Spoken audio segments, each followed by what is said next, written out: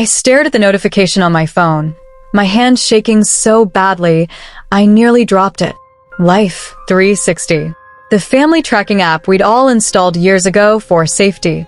The notification read, Emma has checked your location 247 times this month. 247 times. My sister had checked where I was 247 times in 30 days. I sat in my car outside the coffee shop, the engine still running, my interview outfit suddenly feeling too tight around my chest. This was the 4th job interview I'd bombed in 3 months. 4 perfect opportunities for companies that had been enthusiastic on the phone and 4 sudden, inexplicable rejections within hours of meeting me in person.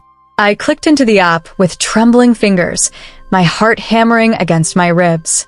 The location history loaded slowly, each ping appearing on the map like an accusation. Every single interview location. Every coffee shop where I'd prepared. Every office building I'd walked into with hope and walked out of with confusion. She'd known. Emma had known exactly where I was every single time. But that wasn't the worst part. The worst part was the pattern I noticed as I scrolled further back. She'd checked my location exactly 15 minutes before each interview started. 15 minutes. Like clockwork. Like she was timing something. I thought I was losing my mind, sabotaging my own career somehow. I had no idea my sister was the one destroying my life, one interview at a time. And when I finally discovered why, I wish I'd stayed in the dark. My phone buzzed. A text from Emma. How'd it go, sis? Let me guess, they weren't the right fit? Smiling face with smiling eyes. That emoji. That fucking emoji. I'd seen it 4 times now. Always within an hour of a rejection. I'd thought she was being supportive. But now, staring at that little smiling face, I saw something else entirely. Satisfaction. 6 months earlier, my life had been normal. Emma and I had always been close. Only 2 years apart, we'd shared everything our entire lives.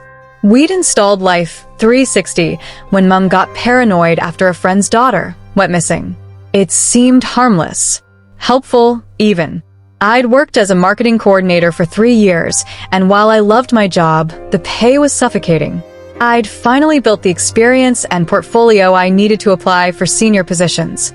Emma worked in HR at a tech startup. She'd always been the more ambitious one, the one who knew how to network, how to make people remember her. She'd helped me polish my CV, practiced interview questions with me, celebrated every callback I received. The first interview had been at my dream agency. They'd loved my portfolio on the phone. I'd prepared for 2 weeks. I'd arrived 15 minutes early, wearing my best blazer. The interview lasted 12 minutes. The creative director had been cold from the moment I walked in. They'd asked exactly 3 questions before thanking me for my time. Emma had taken me out for wine that night. They probably had an internal candidate, she'd said, rubbing my back. You'll find something better. The second interview, I'd chalked up to bad luck. The third, to my own inadequacy. But the 4th rejection had arrived differently. The hiring manager had sent an email. After careful consideration and some concerning information that came to our attention, we've decided to move forward with other candidates. Concerning information. I'd called them immediately. The assistant who answered had been sympathetic but firm. I really can't discuss specifics, but let's just say we value cultural fit and professional reputation very highly here. Professional reputation. I'd never been fired. Never had a complaint. My references were impeccable, unless someone had told them something that wasn't true. I drove straight to Emma's apartment, the Life360 app still open on my passenger seat. She answered the door in athleisure wear, a green smoothie in her hand. Picture perfect. Babe, what are you doing here? She stepped aside to let me in. I thought you had that interview today? I did. I walked past her into the living room. It went like all the others. Oh no. Her face arranged itself into concern so practiced, I wondered how I'd never noticed the performance before. What happened? That's what I'm trying to figure out. I turned to face her, my phone clutched in my hand. Emma, have you been checking my location on Life360? Something flickered across her face. Just for a second. What? I mean, sometimes, yeah. When you're out late. That's what it's for, isn't it? 247 times last month. The smoothie paused halfway to her lips. That seems, maybe the app's glitching? 15 minutes before every interview I've had. My voice was shaking now. You checked my location exactly 15 minutes before I walked into every single interview. She set down the smoothie carefully. Too carefully. That's a coincidence. I check it randomly throughout the day. Then explain this. I pulled up my email and showed her the rejection. Concerning information about my professional reputation. What did you tell them, Emma? I didn't tell them anything. But her eyes wouldn't meet mine. Why would I sabotage you? That's insane. Is it? I stepped closer. Because you're the only person who knew every single place I was interviewing. You work in HR and know exactly who to contact at these companies. Every rejection mentioned reputation or cultural fit. You're being paranoid. Her voice had gone cold now. This is grief talking. Maybe you're just not as qualified as you think. The words hit like a slap. You're struggling, sis. I've watched you spiral these past few months. The desperation, the anxiety. She picked up her smoothie again, took a deliberate sip. Maybe these companies are picking up on that. Maybe you're self-sabotaging and projecting it onto me. She'd prepared for this confrontation, which meant she'd known I'd eventually figure it out. I thought catching her in the lie would be the end of it. I had no idea the betrayal went so much deeper. My sister hadn't just been ruining my career. She'd been systematically destroying my entire life, piece by piece, for reasons I couldn't have imagined. Show me your phone, I said quietly. What? Your phone. Show me your LinkedIn messages. Prove you haven't contacted anyone. She laughed, but it sounded hollow. I'm not showing you my private messages because you're having a breakdown. You need to leave. I'm not leaving until you tell me the truth. The truth. Her face twisted into something ugly. Fine. Yes, I contacted them. Every single one of them. The air left my lungs. I told them you'd been fired from your last job for stealing credit. I told them you had substance abuse issues. I told them you'd harassed a colleague and were being quietly managed out. She was smiling now. I told them whatever I needed to tell them to make sure they'd never hire you. Why? The word came out as a whisper. Because you were supposed to fail. She crossed her arms. You were supposed to be the fuck-up. The younger sister who couldn't get her shit together. That was always your role, and I was the successful one. The one mom and dad were proud of. That's not. But then you started getting good at your job. Started building this impressive portfolio. Started applying to positions that were better than mine. Her voice rose. Do you know how it felt watching you potentially surpass me? After I'd worked so hard to be the successful daughter. I stared at her, this stranger wearing my sister's face. So you destroyed my reputation? Ruined my career? Because of your ego. I protected my position in this family. She stepped closer. And it worked. Mom asked me just last week if you were okay, if maybe you needed therapy. Dad offered to lend me money to help you out since you're clearly struggling. They see what I've always been. The competent one. You're sick. I'm practical. She took another sip, completely calm. And, honestly, you made it easy. You always told me everything. You handed me the ammunition. We're sisters. Exactly. Sisters compete. That's nature. She watched me over the rim of her glass. Now you know. So, what are you going to do about it? Tell Mom and Dad? They'll never believe you. It sounds insane. Exactly like someone having a breakdown would sound. She was right. If I went to our parents with this story, they'd see exactly what Emma had set up. A struggling, paranoid younger sister accusing the successful older sister of an elaborate conspiracy. Emma saw the defeat in my eyes and smiled. I'd delete Life360 if I were you. No point in keeping it now that you know. I sat in my car for an hour, unable to move. My phone buzzed with a text from Mom. Emma says you stopped by. She's worried about you, darling. Maybe take a break from job hunting? Focus on your mental health. Emma had already started spinning the narrative. But as I sat there, something shifted inside me.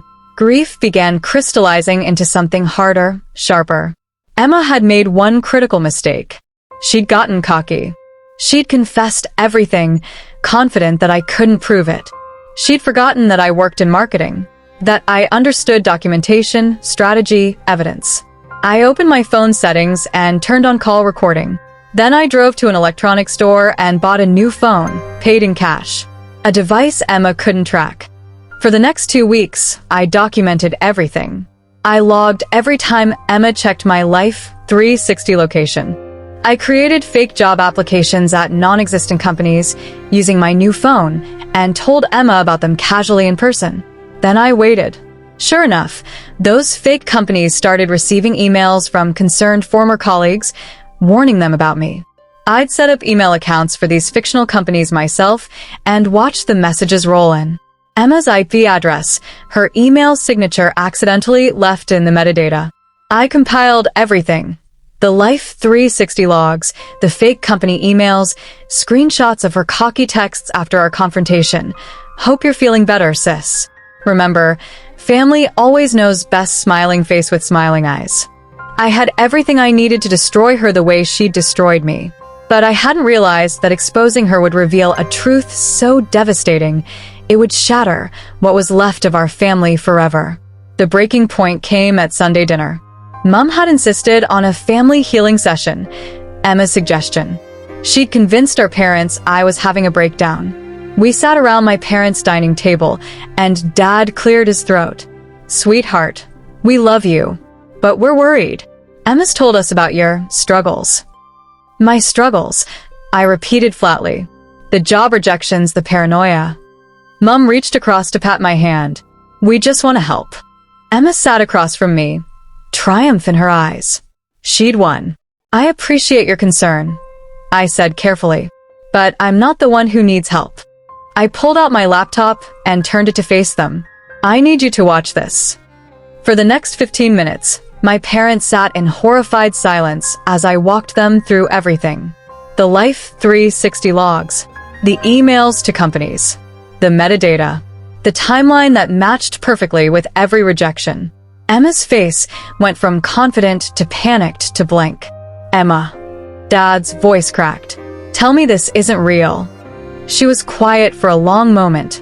Then, "It's taken out of context." Taken out of, Mom's voice rose.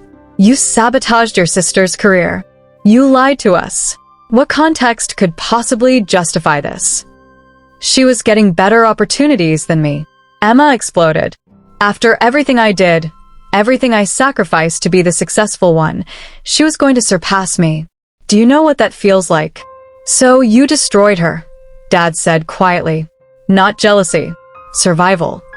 Emma's hands were shaking. In this family, there's only room for one successful daughter. That was always me. She was changing the rules. "There was never a rule," Mom whispered. "That was only ever in your head." Emma stood abruptly. "I did what I had to do. And if you can't understand that, then maybe I'm the one who doesn't belong in this family." She grabbed her bag and walked out. We heard her car start, drive away. Mom was crying. Dad sat with his head in his hands. "I'm sorry," I said. "Don't," Dad said firmly. "This is not your fault." That was 4 months ago. Emma didn't show up for Mom's birthday. Or Christmas. She changed her number, blocked us all, moved to a different city. Our parents tried to reach out, but she refused all contact. I got a job offer 2 weeks after that dinner. A senior position at one of the companies Emma had sabotaged. When I explained what happened and sent them the evidence, they fast-tracked me through another interview and offered me more than I'd originally asked for. I should feel victorious. I got justice, career success, my parents' support. Instead, I feel hollow. I still have Life360 on my phone. Emma's profile is frozen at her old apartment, the day she stormed out.